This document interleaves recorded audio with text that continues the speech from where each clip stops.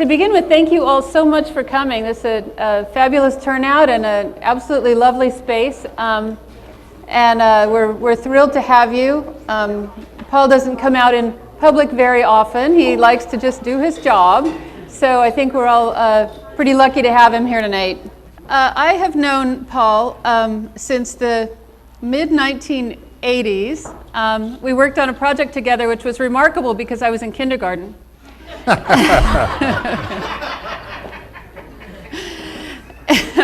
think you were in high school. Yeah, must have been. Yeah. We just really hit it off. He's one of the true gentleman builders, and I absolutely treasured every moment of working on some really tough negotiations with him, and he was great. I wanted to start off this evening, since a lot of you may not know Paul very well, and just ask him to give us a quick, 30 words or less. How'd you get here? By car. Okay, good job. 2 words. I started out in the business about 50-some years ago, to be honest with you. I like to not even think about how long it's been, but it's been hundreds and hundreds of projects, and some of them more memorable than others, and worked with just about all of the big name architects that are known today, and some of them that are not around anymore. And so it's been a very interesting and enjoyable journey, because having worked with great designers, it's thrilling every day to come to work, and everyone gets excited about what we're doing, and I find that's the best form of construction we can do. The organization that we have now, which has started with my brother and Steve, who are here, we started out with the idea that that's going to be our program of how we would frame the company. And it just so happens that we got some work right away that kind of fell in that line, which is what we call non-vanilla work, but more the high design and high challenging. It isn't necessarily always just high design. It was work that not everybody could do, and it's been something that we've thrived on ever since, and we've been very lucky. So Paul, you've worked with Richard Meyer, I.M. Pei, Renzo Piano, Frank Gehry, and many others. Louis Kahn. Lou Kahn, of course, on the Yeah. Salk Institute. What distinguishes your challenges working with the really high-profile architects versus the rest of the architects, and if there is anything, and then kind of draw some comparisons between them?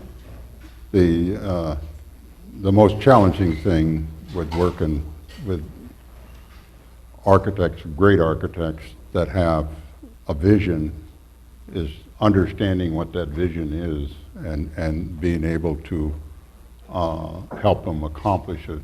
One that I started out with in the early 60s was with Louis Kahn, and being somebody that had no idea what a big name architect was when I started, I went through quite a learning experience. The first design that we had for the Salk Institute was a folded plate design for the laboratories.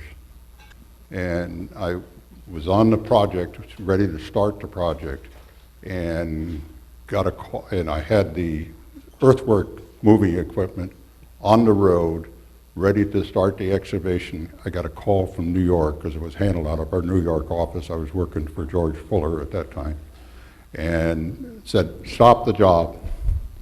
So I had to stop all the equipment. We got to redesign because we were over budget. That's a new thing too, isn't it? So they changed then to the interstitial space, which was more in line with what was probably the type of expertise that was available in that area, and that's something that's important to make sure that when you design something, it's in an area and understand what the capability of the area is, and you have a better chance of making your cost work. You told me a story once about Kahn's insane wish to match a certain color in the concrete. Right. Gray was not good. In order to get the color that we wanted, we did sample after sample after sample. He was very specific that it wasn't warm enough. And I had a hard time understanding what he meant by that, but we kept at it, kept going until we got the right color. And we were able to find a admixture, or it wasn't an admixture, but it was a natural material. And all of you that have studied Kahn know that his whole concept was to do everything in natural materials. And you didn't have any paint anywhere or anything of that nature. We had Corten, we had stainless steel, the way it come right off the roll. And we had a fun doing and finding out what we want. But the lesson that I learned right at the very beginning is to try to get everything understood early on, so once we started the construction, we were able to flow right through it. And you laid it out in a parking lot? Oh, no, yeah, we rented the fairgrounds, and we got raw plywood. In those days, you couldn't get coated plywood.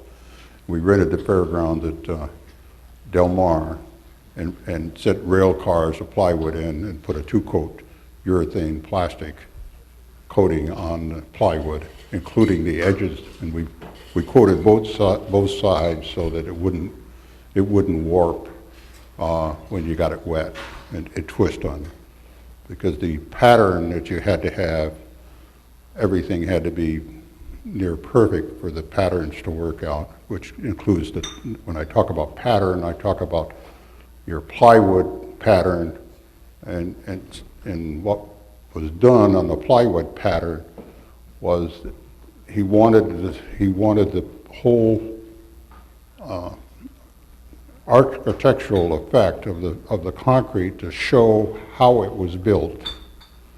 So in showing how it was built, he wanted to be able to see the outline of every sheet of plywood, and then every tie had to be laid out symmetrically so that it would work structurally as well as make it fit the pattern that he was looking for. So in order to get the plywood to show better, we put a little kerf on both sides of it. And so instead of having a projection in like you see normally with a chamfer strip or something, this was done sticking out. And then at the same time, you have to have your forms tight enough so it'll hold water without leaking. So it was like building in cabinetry inside out. All right, so let's fast forward. What's it like working with Richard Meyer? I try not to talk about anybody that's still alive. But Well, there's got to be something nice you can say. No, I can't. I was just kidding. Richard Meyer's design is something that is fairly consistent in what he's done, and if it's white, it's going to be all right. Renzo Piano? That's more recent.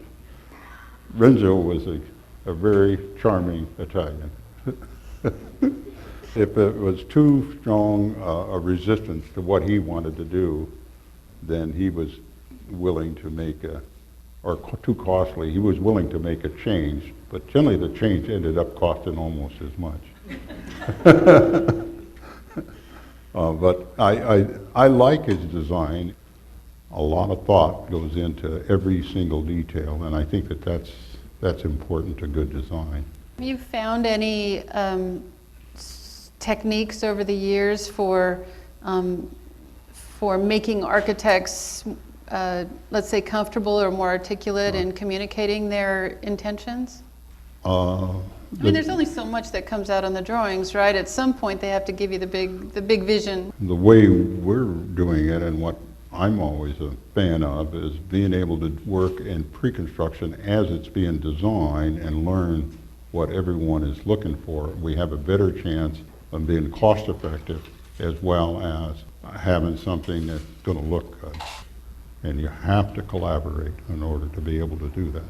And I think in today's world, the collaboration is even more important, because if you have to learn everything yourself, by the time you know everything, you're too old to do anything. So I really feel that the working collectively is a way of the future, and a very important way of the future. Have you done many projects recently on a design-build format where the architect's actually on contract to you? Not a lot. We have not done a lot on that. I know some people think that's the answer to collaboration. I don't. Contractors have a tendency to be a little bit dominating anyway. And what you don't want is you don't want something that's just focused on the cost so much that you can't get good design, but at the same time, the collaboration occurs when you get on the same wavelength and you say, okay, this is what you want. Let us show you how we can get there. And then and quite often what happens, they say, oh, now I understand. Then we can get to something, and he may change the way he or she, whoever is designing it, and may change it to the way that it becomes more economical. Now, you've had a decades-long collaboration with Moshe Safdie. This is at the Skirball facility up in Mulholland. Talk about how you got to know each other and what has made that so successful. Well, it was, it's been 20 some years, starting with phase one, and we didn't build any more than they had the funds for. But I was working for C.L. Peck Contractor at the time, and Claire Peck asked me to go out to the foreign students building that they were trying to build, and they had some cost problems with them, and he says, would you go out there and see if you can help them with maybe coming up with a way that they can afford to build it. And so I got out to UCLA, and who did I see but Moshe Safdie there. And so he was working for Louis Kahn when I was doing Salk Institute. And so he then left before the Salk Institute was finished and did the Habitat, was it 67 or, I get the years off, but he left to do that project. And he said to me at that time, he says, I don't know whether this is going to work out, but I've got something else that we're talking about doing it. And he asked me if I would be interested in it. I said, yes, I would. And so that's how we started on Skirball, and where I met Uri Hersher, and that they had Hebrew Union College was at USC, probably some of you know about that, and that's where I had my first meetings with them, and we come up with a way to build on that hillside there, and then we started, the design started, and they had to have a 60-foot setback, so that changed, again, the whole design changed, but I think that that's a good example of taking a very difficult site and being able to put on an awful lot of design and an awful lot of event centers. And we're finishing the last segment that can be done under the FAR that they have on the property. So what has been your most, let's say, enjoyable project that you've worked on in the last 20 years? Well, there's been a lot of them. I think the LACMA 2 projects were very good. It was very, very enjoyable to do with Renzo, and it took a while, and Ginsler was doing the working drawings. I think that having to put that many people together and be successful, and then have a different culture on the design side from overseas. It took a while for us to understand how to really communicate and how to make it all work. And that's a big part of what a good contractor has to do, is figure out how we can make everybody successful, because if you can make everybody successful, the whole project will be successful. And a little more basic to our business, we kind of focus on the superintendent and say, if you can make that superintendent successful, you're all going to be successful too. So that's kind of the way we look at it. What was the last project you did with Frank Gehry? Disney Ice. Disney Ice? Yeah, Disney Ice and Anna, and I think that's the last one we did. We did some work on the Disney Hall. We did a lot of the build out, and we also did the parking structure underneath. That was one of our first projects we started, and we did the concrete work. So what's it like working with Frank? It's a challenge, and I think that his approach is different in a lot of ways. My view on the things that he's done, and he's accomplished a lot, his approach, it's taken him a lot of years before he was able to get them built. You can design a lot of buildings, but if you can't make them cost, you're not going to be known. Right. And he's went through frustrations of not being able to have anything in Los Angeles and everything, because a lot of construction here is developer driven, and you don't have the big municipalities or something that would pay for it. But when you consider that, and it took a little while. And there's a gentleman here by the name of Jack Biscay. We did the ice rink with. He was representing Disney at the time, and he and Frank become good friends because he figured out how to work with Frank. It's often said that hindsight is 20/20 vision. If you could start over again, would you do it any different? Yes, I think that there's, starting over today, I think there's much more to work with, and I think that there's more opportunities to do work that is more creative, and that's what's happening now, because you're doing more and more creative designs because you have the tools to do it. We're doing it on the road. When you look at that veil on there, it's very, very, very complex. But it's very challenging to get it cost effective. And so I think that the other thing that I think is now is that the material sciences are, there's so many things that you can do that you couldn't do, even with the concrete. That could go back to the salt, because it was the first time they ever used lightweight concrete, or the first time for a lot of things. We didn't even have concrete pumps and all of that, so it's become easier. And the first high-rise that I worked on Wilshire Boulevard, we never had a man lift. 21 stories, so you walked it during the construction. You started Mac Construction 25 years ago. Was it 21. 20, how much? 21. 21, oh, okay. Okay. You'll get there. Okay. Were there any surprises when you started the construction company versus having worked for other people up to that point? Surprises? Yeah. Yeah.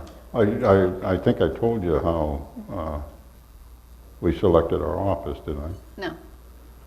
We're in Santa Fe Springs, for those of you who might not know.